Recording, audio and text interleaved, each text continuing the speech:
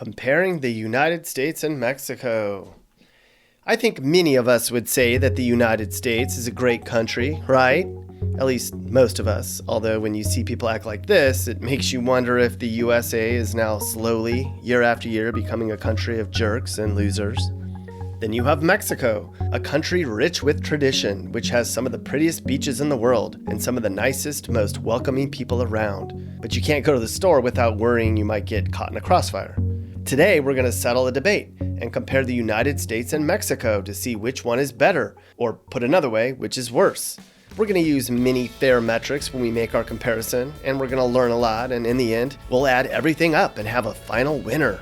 So grab a soccer ball and your favorite fast food, they don't have Del Taco where I live, as we compare the United States and Mexico.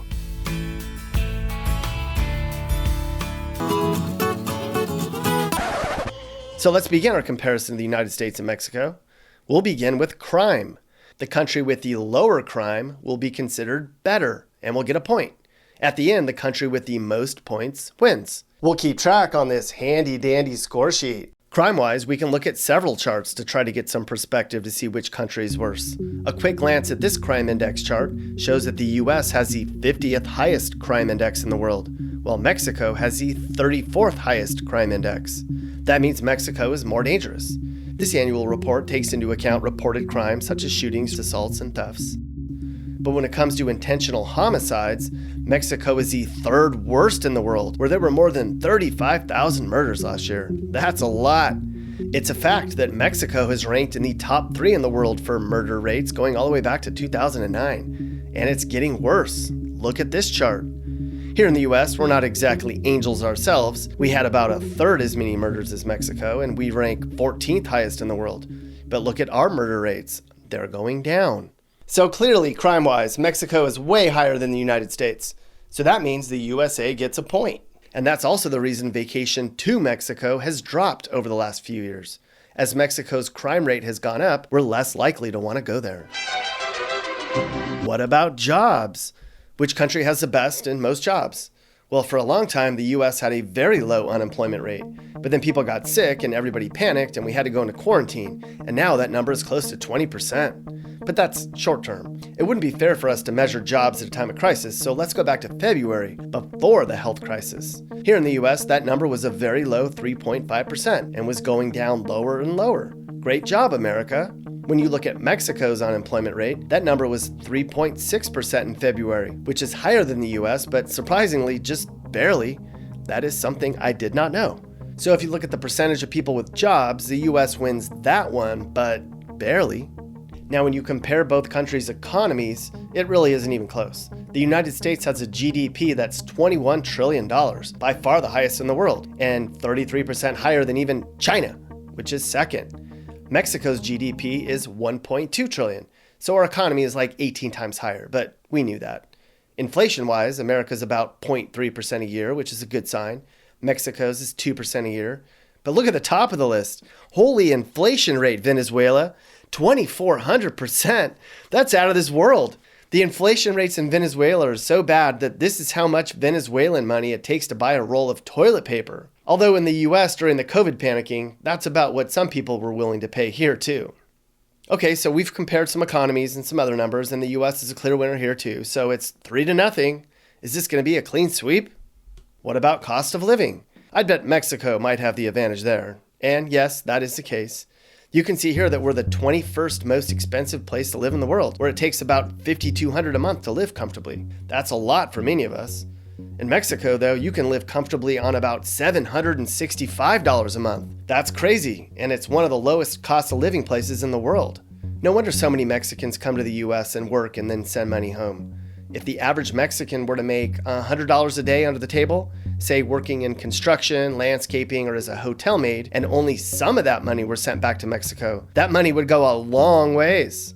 Of course, the cost of living in Mexico is one reason it's a popular vacation destination. As a tourist, you can get by pretty comfortably on about $30 a day here, most of that being cheap beer and tacos. So it's 3-1. If you're curious, the country with the highest cost of living is Bermuda, where you need about $9,000 a month to live a decent life. And in Afghanistan, you can live on $46 a month, which is what many Americans pay for their cell phone bills alone. What about food? Which country has the best food? Now, if you watch this channel regularly, you'll know I love Mexican food, but I'm not everyone. So let's try to find a best way to see which country has the best food. So I Googled, which country has the best food? World Chef's Tour, which must be a reputable source, claims that Italy has the world's best food. I do love spaghetti and meatballs. Thank goodness for Chef Boyardee. Other countries with the best food are France, yuck, and Mexico. Apparently, Mexican cuisine is actually a blend of European food and is based on cuisine from Spain, which ranks 4th. And apparently, Mexicans were eating meat and corn and beans and tortillas for a long time, but the Spanish made it better by introducing cheese into their diets. And now we have cheesy gordita crunches, which are very good. American food is basic. Hamburgers and fries and chocolate chip cookies and buffalo wings and ribs and mac and cheese, which is all very good, but it's not Mexican food, not even close. So it's 3-2. Uh-oh. What about sports?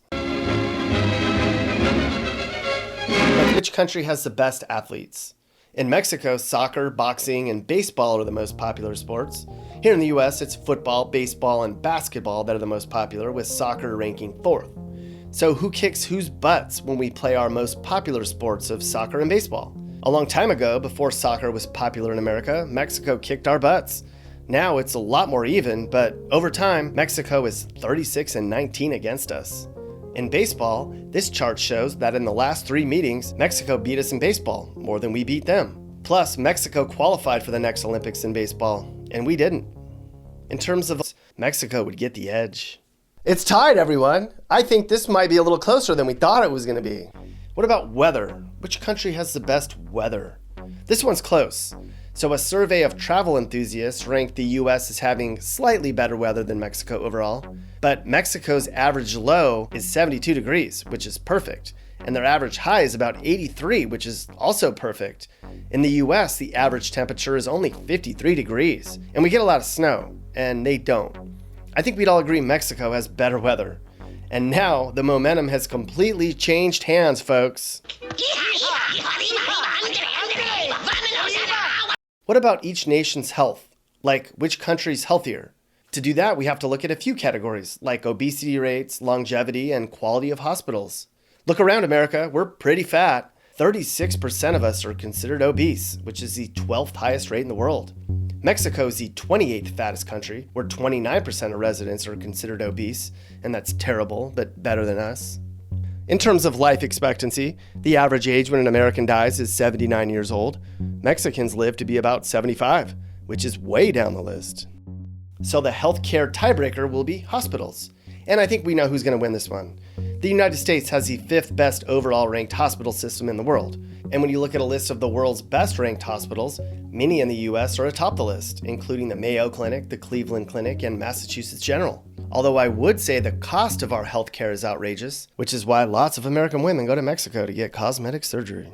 But wow, that was close. I got a little worried when Mexico kicked our butts in obesity, but we tied things back up. Now what about schools? This should be something we should win at, right? Which country is more educated and has the best school system? To begin with, when it comes to literacy rate, Mexico's literacy rate is 94%, which is pretty good, I guess. The literacy rate in the US is 99% though, which is better. Our high school graduation rate is 85%, and in Mexico it's 47%, which is super low. That's less than half. When ranking public school systems as a whole, the US barely cracks the top 20, and Mexico wasn't even listed, because the list stopped at 50. So clearly, we win the education category. What a comeback. We've taken the lead, 5-4. What about looks?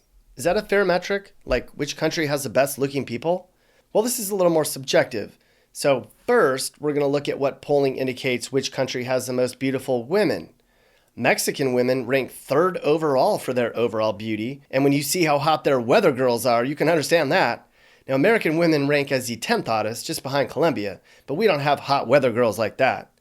And when it comes to men, though, I think it's clear. We have far more attractive males than Mexico does. I mean, come on. So how do we break the tie? This is all very shallow. Using the internet to determine how attractive someone is? Whatever, Mappy. Oh, hey, maybe you can help break the tie. Which country do you think has the hottest women? I don't know. That weather girl in Mexico makes my compass rise. Shut up, Mappy. Which one? Mexico? Oh my God, Mappy. Because of their weather girl? Your wife is pissed. She's never going to let you forget that. Okay, I don't know how I feel about that, but we'll let that one slide. Entertainment's a pretty important metric. You can measure theme parks. We have more than 800 roller coasters in the US. Mexico has 9 roller coasters at Six Flags Mexico, and that's about it. A website called A World to Travel ranked the most fun countries, and it was close, but the United States ranked 14th and Mexico is 18th. Who is first? The Netherlands? Okay, this website's dumb. Clearly, there are more things to do here than there are in Mexico. Except bullfights. We don't have those here. What about beaches? Both the US and Mexico like to claim they have the most amazing beaches, and they would be correct. This one was a hard one to measure. So I went to a reputable travel website, which claimed to have polled 1,200 journalists, travel writers, and agencies from all over the world, and they asked them where the best beaches were. Now let's count how many each country had in the top 100. Mexico has 5 of the world's best 100 beaches, and we have 5 too, although 3 of them are in Hawaii. But Mexico's beaches rank higher than our 5 do, so I guess they win that one too. And it's all tied up again now. Okay, a couple more measuring sticks. What about which country has more people on social assistance? This will be controversial. Now, this metric I found measures the percentage of social welfare spending per GDP, basically what percentage of our total money goes to take care of those who don't want to work. Now, there are controversial ways to measure this, since social welfare takes into account not only giving money to people who are lazy, but also providing for the elderly, mentally disabled, or otherwise. The US is practically a welfare state. Nearly 19% of our GDP goes to some sort of government assistance. In Mexico, that number is 7%. And keep in mind that nearly half of all Mexicans live in poverty. So in Mexico, the government doesn't hand out money very freely, but in America, we clearly do. Which is one big reason some people think Mexicans come to the USA to get free money. That means we win this one, or maybe we lose. Okay, so we need to break this tie. I can't believe it's this close. Okay, so how about we use Google autocorrect to break the tie? If you're not familiar with Google autocorrect, basically when you Google something, you get suggestions based on what everybody else has searched. It's a good way to know what people think about you. Let's try Mexico. Why is Mexico so dirty, hot, popular, polluted, populated, cheap, dry? Okay, those aren't very flattering.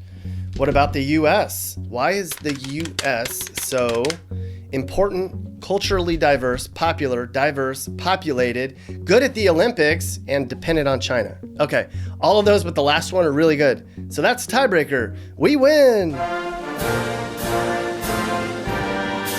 Okay, so that's it. The United States compared to Mexico. You may not have thought Mexico would be as competitive as it turned out to be. And nothing against Mexico. Our good friends to the south have always been good trading partners, and they have a great culture and some of the nicest people in the world, and I really mean that. And don't forget, they let us have California a long time ago. Actually, I'm not sure that's a good thing. They can have it back. USA and Mexico compared. USA and Mexico compared. USA and Mexico compared. USA and Mexico compared. USA, we won, we beat Mexico. USA, we won, we beat Mexico. USA, we won, we beat Mexico. USA, we won, we beat Mexico.